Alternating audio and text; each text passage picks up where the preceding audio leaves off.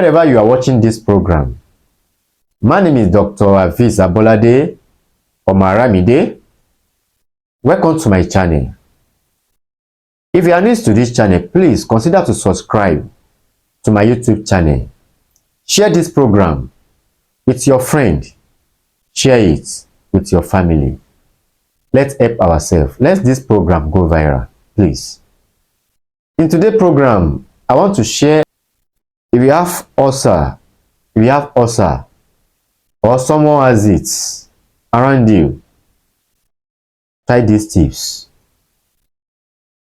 It's small, but it's mighty. If you have chronic ulcer, or someone has it around you, this is what you will do. Ẹ káàbọ̀ nílé lóko ní ẹ̀yìn odi níbikíbi tọ́wọ́jà atẹ́gùn ètò ìbáfẹ́dé. Lápẹ́ yẹn ṣe ń wò mí ní ìgbà àkọ́kọ́ ni. Orúkọ mi ni Dr. Hafiz Abolade Omaramide. Níbikíbi tẹ́ bá tí wọ́n ń wò mí lónìí, àna Ọlọ́run bá kò ní fi wá sílẹ̀. Ojú tẹ́ fi ń wò mí, ojú náà ní fọ́. Etí tí ẹ fi ń gbọ́ mi, etí náà ní di ìbànújẹ́ ó kéré. Ó tóbi kò ní jẹ́ ìpín mi àti yín. Òrògòdò ayé kò nílò fún wa jó. Àárí ná, àárí lò, àárí jẹ, àárí mu. Àní náà kan tán kí àtórí kan. Eléyìí tí mo mú wá fún wa lónìí ni ẹni tó bá ní àìsàn ọgbẹ́ inú táwọn olóyìnbó ń pè ní ulcer. Ulcer tó le gan. Ẹni tó bá ní, báwo la ṣe ń tọ́jú àìsàn ulcer yìí? Nǹkan kékeré náà ni.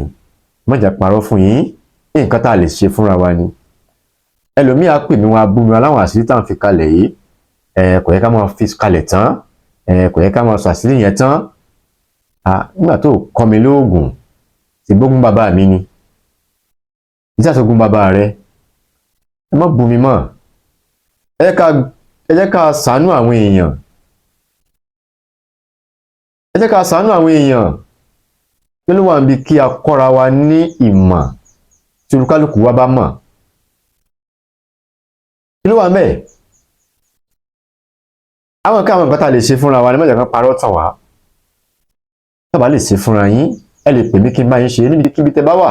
Nílẹ̀ yìí ni lókè òkun, á tẹ̀ yín lọ́wọ́. Báwo la ṣe ń tọ́jú ulcer yìí? Chronic ulcer. How to treat it? Go and look for èso ẹ̀gbẹ̀sì seed. You can get it where they sell herbal items. Just tell them that you need èso ẹ̀gbẹ̀sì seed and abere seed.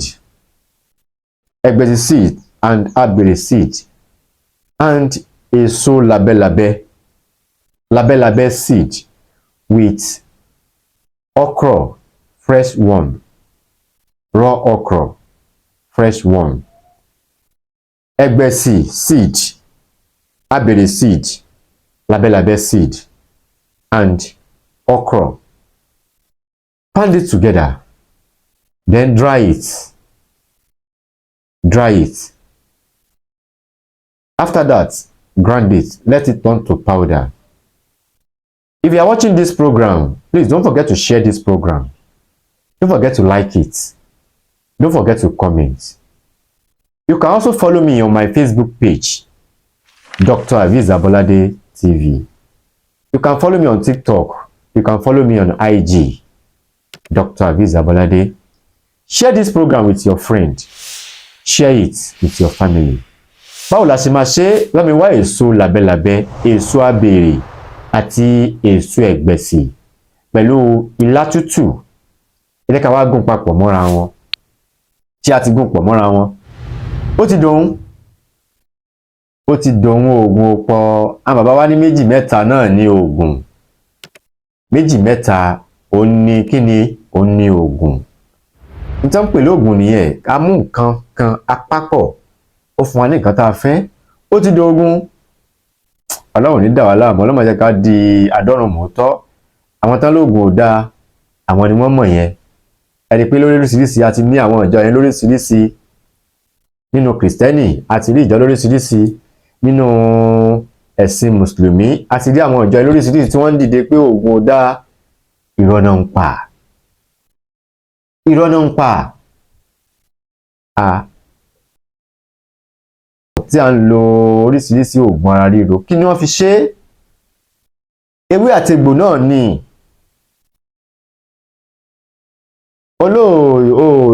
jẹwé oúnjẹ ẹ̀fọ́ oúnjẹ ewédú ọwá ló lewé àti egbò ẹ̀bà tó ń jẹ yẹn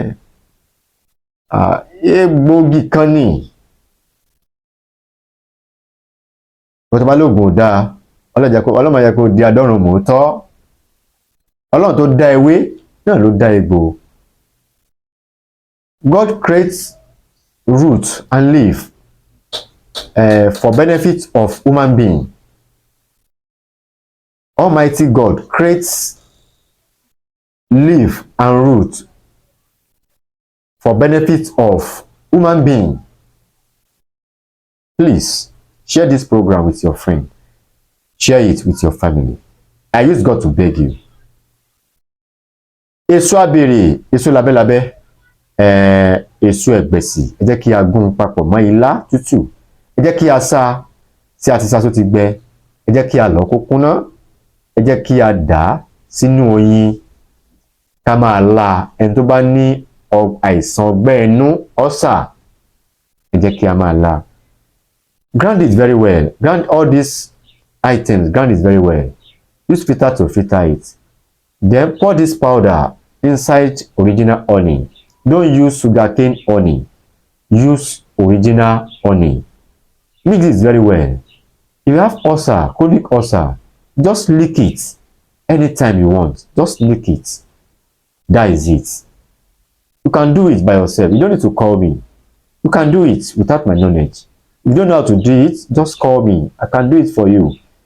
If you are interested in our product, we have all kinds of apps such as Aladiaba Flusher, Diabetic Salve, and so on and so forth. Wherever you are, you receive your package. Ibi tí a bá wà, ẹni tó bá nífẹ̀ẹ́ sí àwọn àgbo wa á tẹ̀ yín lọ́wọ́. A ní àwọn àgbo yìí lóríṣiríṣi lọ́lọ́kan òjọ̀kan. Ẹ kàn sí wa lólú ilé iṣẹ́ wa. Ẹ kàn sí wa nílé iṣẹ́ Atisco Trado Medical Company. Níbikíbi tí a bá wà, àgbo yín á tẹ̀ yín lọ́wọ́. A kalẹ̀ sí ìlú Ìkòròdú. Ìlú Ìkòròdú ni a kalẹ̀ sí. Bí ó ṣe jẹ́ nìyẹn. Ojú tẹ́ fún wa ojú náà ò ní fọ́. Etí yẹn ò ní di. Ìbànújẹ́ ó kéré ó tóbi kò ní wọlé bá èmi àti yín. Orogodo ayé ò nílù fún wa jó. Thanks for watching. For more video, please subscribe.